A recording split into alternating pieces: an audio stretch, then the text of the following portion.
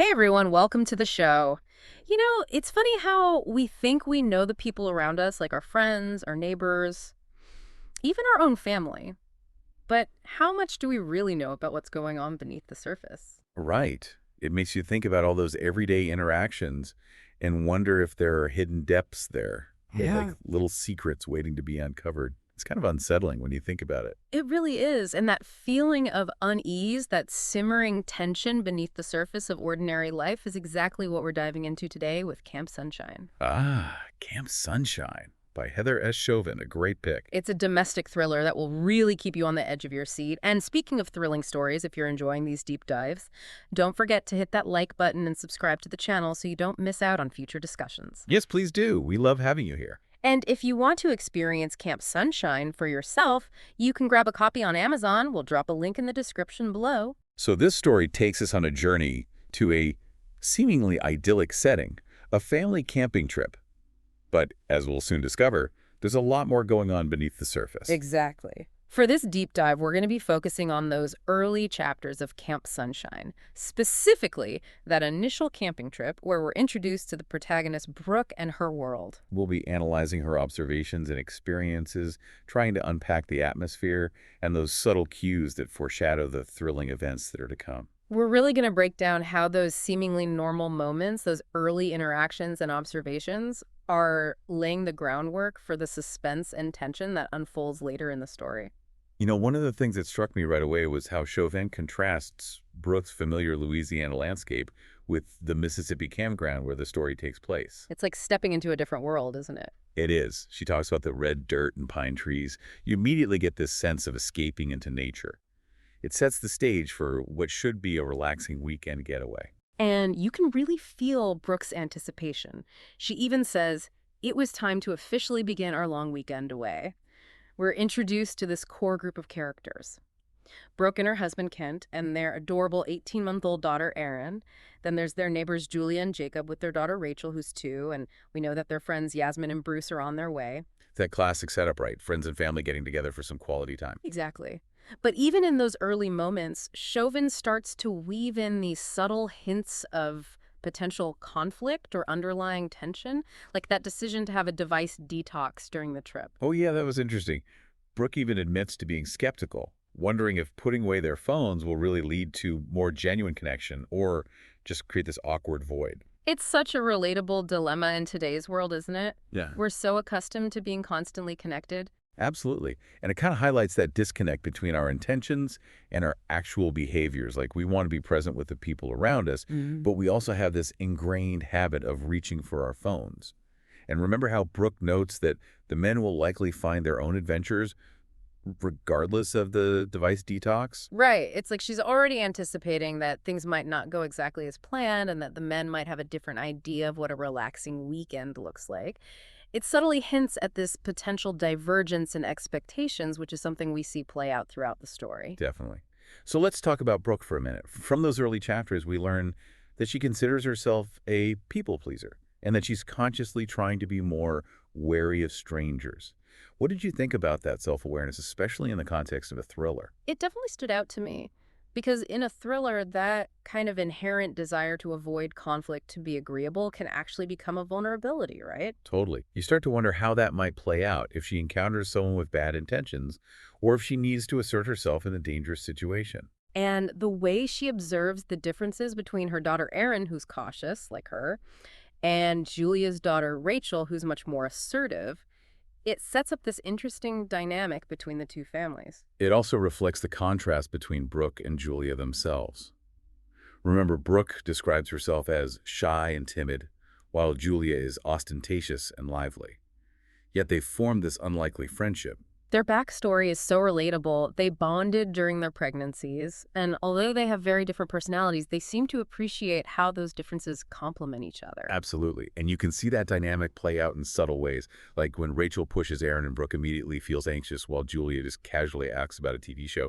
They have such different parenting styles and approaches to conflict. It really foreshadows how they'll react to the more serious situations that arise later on. And that tenacious subject of spousal responsibilities, their shared gripes about their husbands, it's such a universal experience that it instantly creates this sense of camaraderie between them. So true. It's that shared understanding that bonds them despite their differences. Okay, so we've talked about the characters and those subtle tensions. Now let's move on to the setting up of the camper itself, which, as anyone who's ever been camping knows, can be a bit of an ordeal, especially with young kids involved. Oh, especially with kids. It's like controlled chaos. Hmm. And Chauvin captures that perfectly. We can practically fuel the stress as Brooke and Julia try to get everything organized with their toddlers running around. And then Kent announces that he's found a boulder to stabilize the camper. It's a seemingly mundane detail, but it's juxtaposed with Julia's teasing about the device detox, which adds another layer to that subtle tension between the couples. It's like this little reminder that they're not all on the same page about how this weekend is going to unfold. Yeah. And I don't know if you noticed this, but Brooke has this thought about trying not to expect too much from the weekend to avoid disappointment. Oh, yes. That really stood out to me, too. It suggests that maybe she's had some past experiences where things haven't gone as smoothly as she'd hoped. It's like she's almost bracing herself for potential letdowns. It definitely hints at a certain vulnerability in her character. Okay, so now the husbands head off in the golf cart on this quest for the perfect boulder, leaving Brooke and Julia with the kids. And what follows is this really interesting little exploration of the campground. Yes. This is where the setting itself starts to take on a more significant role. They come across Lake Pleasant, the primitive camping area with that locked mesh tent, which Brooke thinks is neat, while Julia immediately focuses on the potential mosquito problem. Again, you see their contrasting personalities shining through. Absolutely. They're experiencing the same environment, but through completely different lenses. Then there are the archery lanes and those cabins. But the real focal point of this little tour is Camp Sunshine.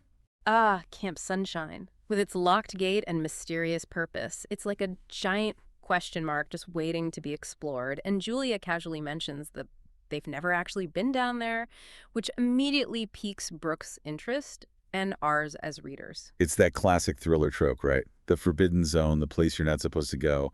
And the fact that they see a car coming from the road beyond the Camp Sunshine sign just adds to the mystery. Someone has access to that area, someone is going there, and we have no idea who or why. So much intrigue. But for now, they have to head back to the camper because Yasmin and Bruce have finally arrived. And their arrival definitely shakes things up a bit. The description of Julia and Yasmin's relationship as sisterly but also filled with catty, judgmental, even jealous undertones is fascinating. It adds a whole new layer of complexity to the group dynamic. And poor Brooke, with her conflict-avoidant nature, she's kind of caught in the middle. Remember that scene where Jacob compliments Brooke's workout and Julia's reaction? It speaks volumes about her insecurities and perhaps a little bit of possessiveness when it comes to her husband. It's like this unspoken rivalry simmering beneath the surface. And that evening around the bonfire, we get to observe the different couples interacting. Brooke notices the affection between her and Kent, but also points out that she's never seen Julia and Jacob kiss. It's such a small detail, but it speaks volumes about the state of their relationship. Those little observations are so important in thrillers, aren't they? They often foreshadow bigger conflicts or reveals later on. Absolutely. And then Julia and Yasmin start talking about their plans for the next day, including exploring this hidden older playground that they think might have burning plastic. It's a bit unsettling, right? It definitely adds an element of danger, or at least recklessness, to the mix. It's like a foreshadowing of things potentially going wrong. But then we have that really sweet moment where Brooke puts Erin to bed, her loving observations of her daughter. It really humanizes her amidst all this growing tension. It reminds us of what's at stake for her, why her safety and well-being are so important. But unfortunately, the night isn't entirely peaceful for Brooke. No, she's kept awake by Kent's snoring and her anxieties about the camper's stability thanks to that boulder. It underscores her underlying unease, and then we find out that the men went on a nighttime boat ride without the women. Another example of them doing their own thing without really considering how it might make the women feel. Exactly. It creates this sense of separation and maybe even a bit of resentment. And then the next morning, Julia suggests that the girls go off and explore after breakfast.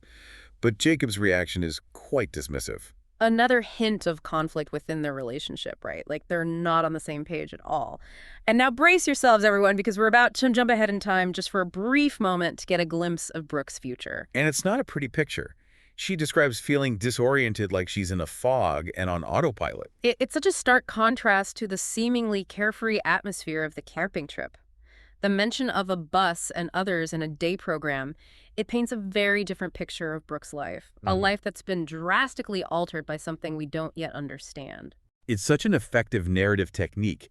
It immediately raises the stakes and makes you question everything that's happened leading up to this point. What happened during that camping trip to bring Brooke to this state? It's the ultimate cliffhanger, and it really sets the stage for the rest of the story. So as we wrap up this deep dive into the beginning of Camp Sunshine, we can see how skillfully Heather S. Chauvin lays the groundwork for a truly gripping thriller. What starts as a seemingly normal weekend getaway with friends and family is slowly revealed to be something much more complex and unsettling. Exactly. By paying close attention to those early details, those subtle hints and observations, we gain a deeper understanding of the characters, their relationships, and the underlying tensions that will eventually erupt into something much darker. It's a reminder that even the most ordinary settings can hold hidden secrets, and that the people we think we know might be harboring their own anxieties and agendas. So listeners, we leave you with this question. What seemingly insignificant details in your own life or in stories you've encountered have later turned out to be much more meaningful than you initially realized? It's a question worth pondering. It encourages us to be more observant, to look beyond the surface, and to consider the ripple effects of our actions and choices. Thank you so much for joining us for this deep dive into the early chapters of Camp Sunshine. We hope you found it insightful and intriguing. It's always a pleasure to delve into these stories with you. If you enjoyed this discussion, please share your thoughts in the comments below. Tell us what stood out to you, what moments or details you found particularly fascinating. And if you're eager to uncover the full story of Camp Sunshine for yourself, be sure to check out the Amazon link in the description. Until next time, happy reading, everyone.